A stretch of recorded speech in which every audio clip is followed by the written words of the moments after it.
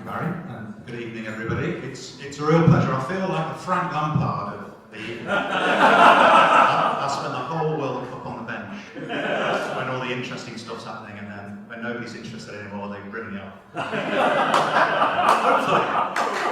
Hopefully we won't get a 0-0 with Costa Rica this evening. We'll see. And I'm also in the twilight of my career, like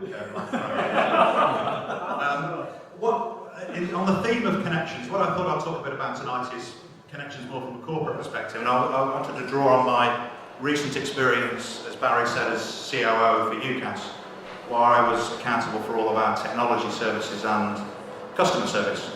Hands up if you've used the UCAS service yourself, or some of you are old enough to use Yucca or PCAS, I'm sure. Anybody with children who've been through it or going through it? And you're the subject of my presentation. Anybody with grandchildren that have been through it? Not yet.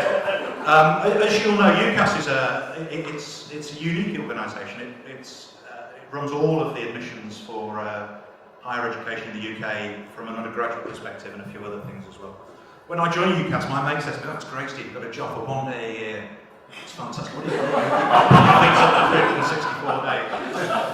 I have to say, it wasn't quite like that. It was a bit more challenging than that. But we did have this incredible peak on the third Thursday in August every year when the A-level results came out. And trying to prepare for that and build a service that ran was incredibly challenging, but very rewarding in the end when we had a big success delivering our new service last year. But one of the things we tried to do a lot at UCAS as an executive team was look at our connections. We were a connections business.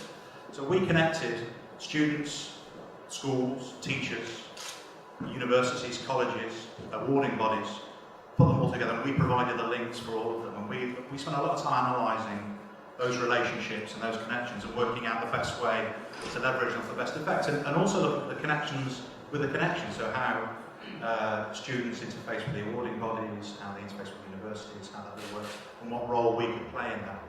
And there were some interesting findings, but I think, as I've only got 7 minutes and 34 seconds left, I'll just focus on the students and the children, let's say, the young people.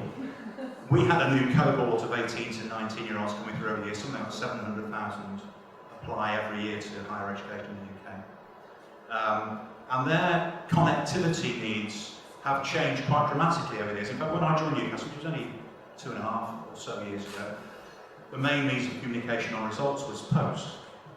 And you hoped that the letter landed on the right day, and you hoped that they'd bother to come downstairs to open it, but very often they didn't. We shifted to email. In the first year I was there, they didn't read that either. And most young people now just aren't interested in email. They sign up for marketing. They tick the box that says yes, I'll receive the marketing, and then they complain endlessly about all the emails they get for marketing purposes. What they do like to do is use social media. So we really got switched onto this and used, initially I think in extremis, but then we started to use it, we thought, to our advantage, using social media, particularly Twitter. And I'll just give you a couple of examples of the way Twitter was either useful or threatening for UCAS. My first results day in August 2012, I was there in the middle of the night. We had some issues trying to get decisions back from universities to make them available the following morning at 8 o'clock. And we started seeing tweets appear on the UCAS feed from students who were desperate to get more UCAS points. Their points are awarded for various qualifications in the tariff. Many universities are still, most don't now, but have a limit of UCAS points. You may need 300 points for a certain entry in a certain course. Desperate for points. And lo and behold, a market started up on Twitter with students offering to buy and sell UCAS points. And to the point that people were quite serious in sharing credit card information on PayPal, etc. And I hope that most of them realised that it was completely fallacious and just wouldn't work and had no value. But I think some of them actually felt that this was their entry into the university that they dreamed of by buying 100 UCAS points from somebody who'd got a surplus. So, and that was a really interesting thing for me to see. And this was happening through the night. These tweets were going on at 3, 4 in the morning. So the market didn't really take off, I have to say. But what we also spotted, and I'll come back to this later, was people not believing our 8 AM deadline and keep checking every half an hour to see whether our service was open so they could check their results and see whether they'd got into the university of choice. So we then went off, as our systems didn't work very well the first year, we went off and built a complete new cloud service so that we've got this massive scalability for last year's results day, which went very well, and we both delivered a great service and won Cloud Project of the Year last year.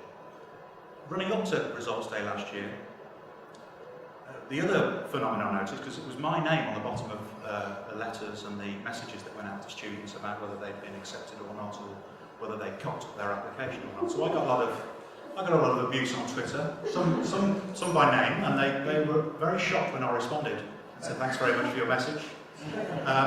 But some of the tweets were incredibly abusive, vile, angry, and actually not suitable for public. I won't share them with you.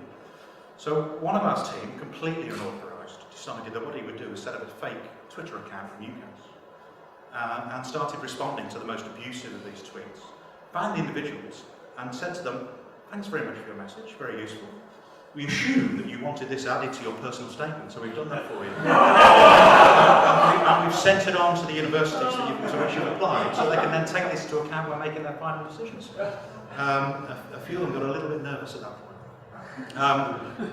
But then, finally, when it came to results day, what we decided to do was use Twitter outrage, and we saw all the traffic, we saw all the people second-guessing what we were going to do, second-guessing when the system was available. So we built this brand new cloud service for results day for August the 15th last year.